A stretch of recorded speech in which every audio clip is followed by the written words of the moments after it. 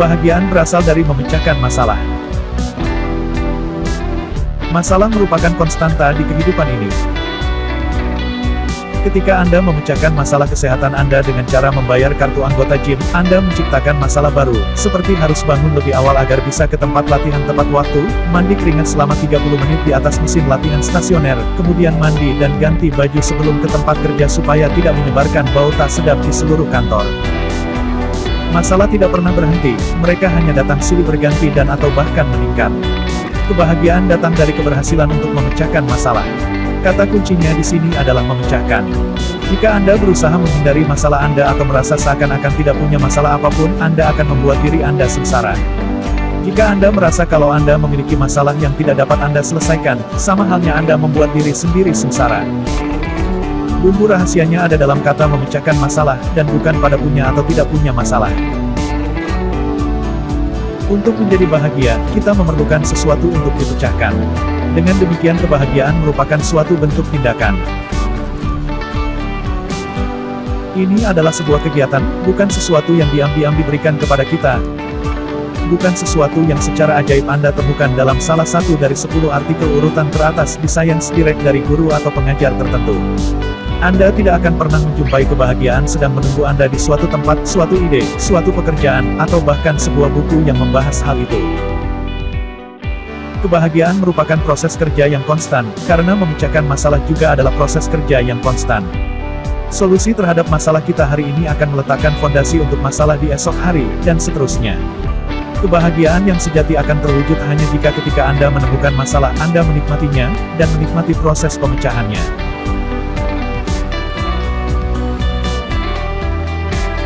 Kadangkala masalah-masalah tersebut sederhana. Seperti makan makanan sehat, pergi ke tempat baru, dan menamatkan video game yang baru saja Anda beli. Di lain waktu, masalah tersebut abstrak dan rumit. Seperti memperbaiki hubungan dengan ibu Anda, mendapatkan karir yang Anda sukai, dan menumbuhkan persahabatan yang lebih baik.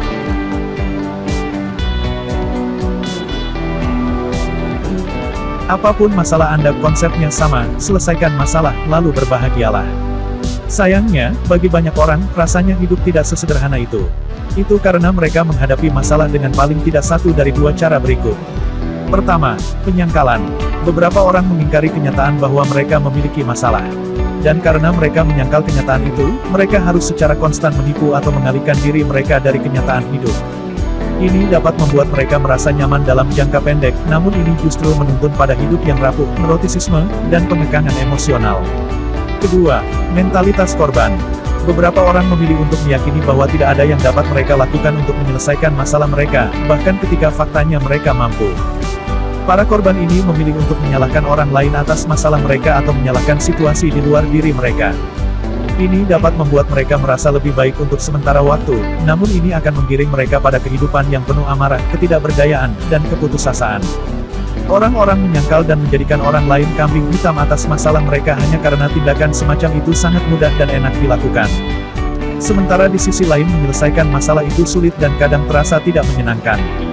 Segala bentuk tindakan menyalahkan dan menyangkal membuat kita cepat high. Ini adalah cara untuk sementara waktu lari dari masalah kita, dan pelarian itu rupanya memberi kita jalan pintas yang membuat kita merasa nyaman. Orang bisa merasa high karena macam-macam hal. Entah dari zat seperti alkohol, pembenaran moral yang datang dari menyalahkan orang lain, atau sensasi mendebarkan dari beberapa petualangan berisiko yang baru. Ini adalah cara yang sangat dangkal dan tidak produktif dalam kehidupan seseorang. Dunia lebih banyak menjajakan hal-hal yang membuat kita high ketimbang cara untuk memecahkan masalah yang masuk akal. Banyak guru kepribadian mengajari Anda bentuk penyangkalan baru dan menyemangati Anda dengan latihan-latihan yang terasa enak dalam waktu pendek. Padahal itu mengabaikan isu yang mendasar.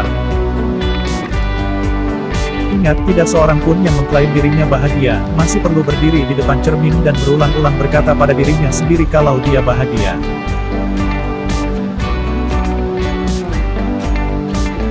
High juga mengakibatkan kecanduan. Semakin Anda mengalami ketergantungan pada hal-hal yang membuat Anda merasa lebih baik, Anda akan semakin sering mencarinya. Dalam pemahaman ini, hampir segala hal bisa mengakibatkan kecanduan tergantung pada motivasi yang ada di baliknya. Kita semua memiliki metode yang kita pilih sendiri untuk mematikan rasa sakit dari masalah kita, asal dalam dosis normal itu tidak masalah. Namun semakin lama kita menghindar dan semakin lama kita mematikan rasa sakit, akan semakin besar rasa sakit ketika pada akhirnya kita benar-benar menghadapi permasalahan tersebut.